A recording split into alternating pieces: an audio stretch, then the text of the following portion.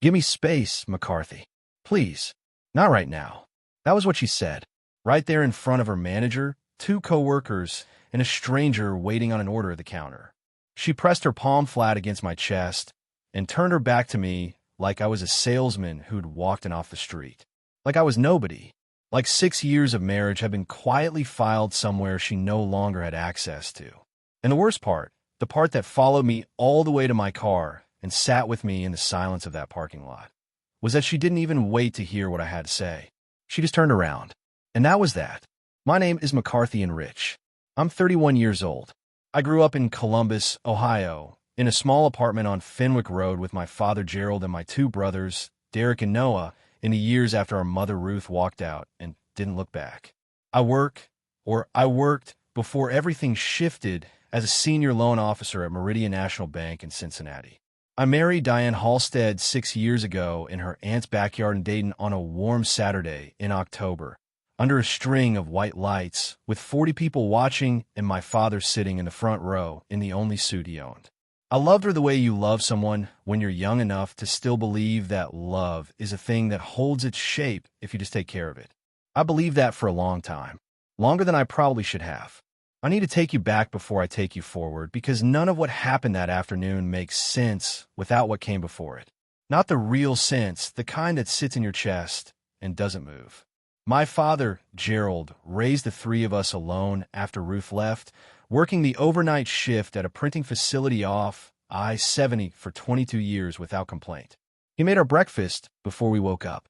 He fixed things around the apartment with whatever he had. And every Friday evening, without fail, he sat us down at the kitchen table and said the same thing. He'd look at each of us in turn and say, "A man who loses his dignity has lost everything. Don't let anyone take that from you, not even someone you love." I was 9 years old the first time I heard it.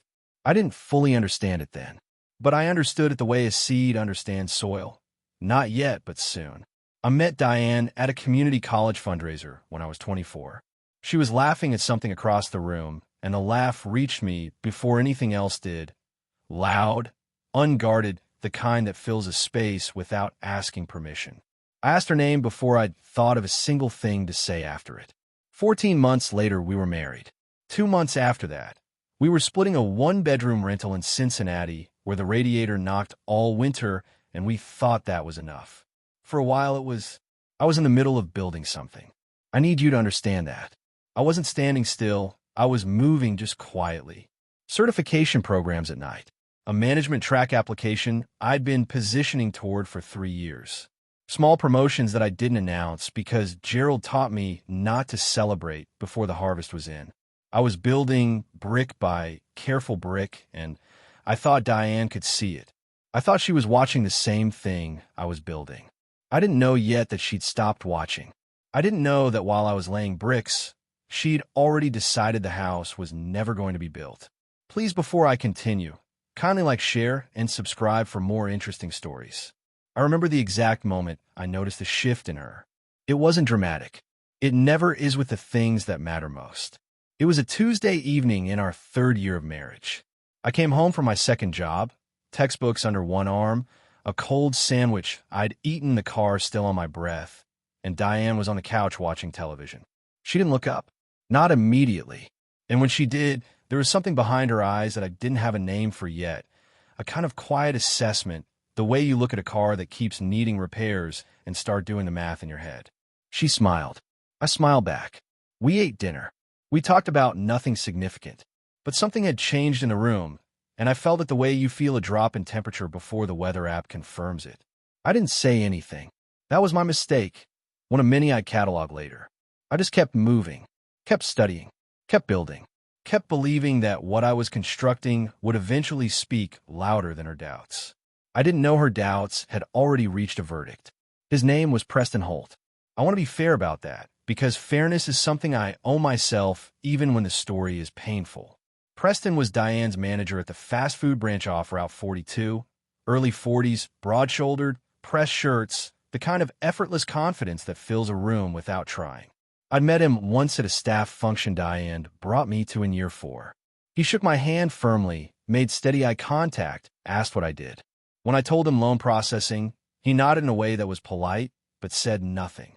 I watched Diane laugh at something he said on the other side of the room that evening, and I felt something I immediately talked myself out of. I wasn't the jealous type. Gerald hadn't raised me to chase shadows. But I noticed the way she straightened when he spoke. The way her laugh was different, brighter, more deliberate. I filed it away and kept walking, kept building, kept trusting. Because that's what I did. I trusted the structure I thought we'd built together. I didn't yet know she'd quietly stopped believing the structure was real. The Meridian National Bank offer didn't come from a job posting. It came from Dwight Calloway, a senior colleague who'd watched me work for 2.5 years and advocated for me in rooms I was never invited into. For months, 3 interview rounds, a financial analysis presentation, 2 background checks, a final panel in front of regional leadership. I told no one except Gerald. Not because I was secretive, but because Gerald's rule was iron. Don't announce the harvest before it's in. So I carried it alone through every round, every waiting period. Every Thursday morning, I refreshed my email before the building opened. When the letter finally arrived on a Wednesday afternoon, I read it in my car in the bank parking lot. Managing Director, Meridian National Bank. I read the compensation line twice. Then I sat quietly and let it land. Then I called Gerald. He said, "Good. Don't be late Monday." That was it. No fanfare. I smiled to myself, started the engine, and drove directly to Diane's workplace because she was the second person I wanted to tell in the world. She was supposed to be my partner. I had no idea what was waiting for me inside that door. I saw her before she saw me. She was behind the counter, leaning slightly toward Preston Holt, laughing at something he'd said. The laugh, that same loud, unguarded laugh that had caught me across a room 7 years ago, aimed at someone else entirely. I pushed that thought down and kept walking. I had an envelope in my hand and 6 years of quiet work behind me, and I was ready, finally, to let her see what I'd been building. She looked up and saw my face. I know my face too well.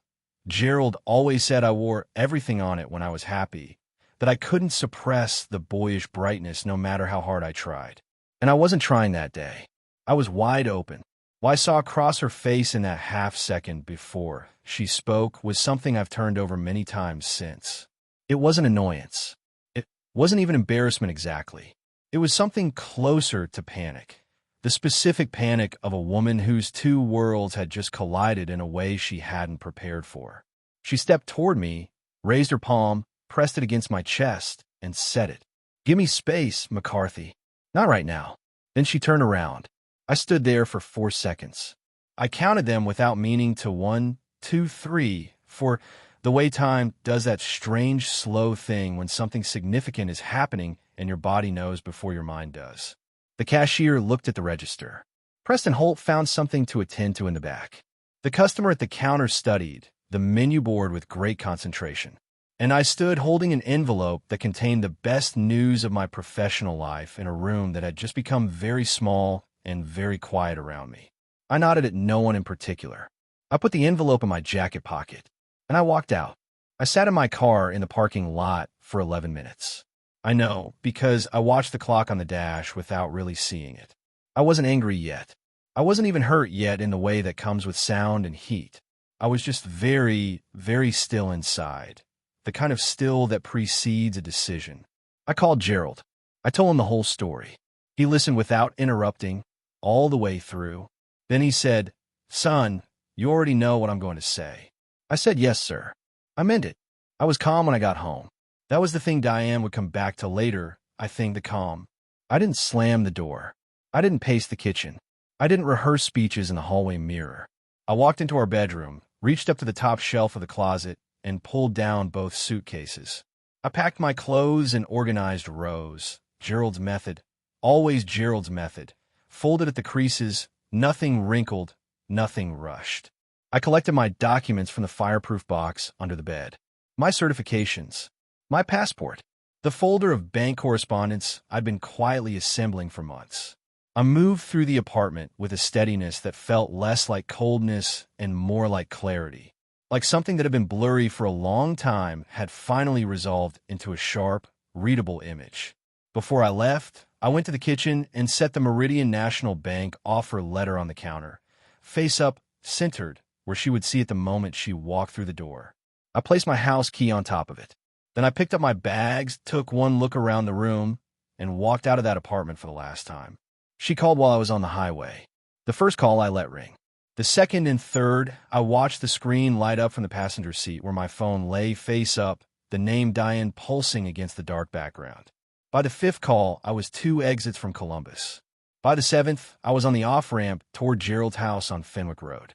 On the eighth call, I answered. I said nothing at first, just held the phone. She was already mid-sentence.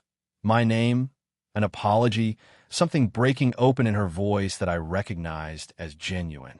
I didn't doubt that she meant it in that moment. Grief has its own authenticity.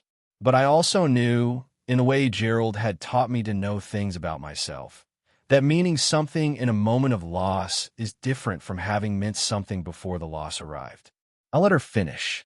Then I said quietly, I have nothing angry to say to you, Diane. I just needed you to know that I heard you. Then I ended the call. I set the phone face down on the seat. Outside, the highway lights blurred past. I turned the radio off and drove the rest of the way in silence. Gerald's kitchen looked exactly as it had when I was 12 years old.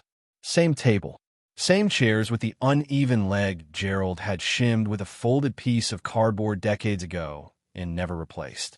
Same window above the sink that looked out onto the neighbor's oak tree. He didn't make a production of my arrival. He heard my car in the drive, had the door open before I reached the porch, and took one of my bags without a word. I sat at the table while he made coffee, real coffee, the old percolator he'd had since before Derek was born. He set a cup in front of me and sat across from me and didn't ask a single question. He just looked at me with that steady, patient expression I'd been reading my whole life. I told him everything, start to finish, slower and more detail than I had on the phone. When I finished, he was quiet for a long moment. Then he looked at the table and said, "A new thing is starting now. Let it." That was all. I wrapped both hands around the coffee cup and sat in the kitchen where he'd made my breakfast before I was awake, and for the first time that day, I breathed. That night in my old bedroom, the one with the faded curtains from 1997 and a mattress soft on the left side, I didn't lie awake the way I'd expected to. I thought I would replay the scene in the restaurant endlessly, her palm on my chest, her back turning, Preston Holt finding something to do in the back office. But what came instead were older images. Diane at that fundraiser, her laugh arriving before everything else. The backyard in Dayton, 40 people, white lights, Gerald in his one suit. The first winter in Cincinnati, the radiator knocking, both of us laughing about something neither of us remembered later.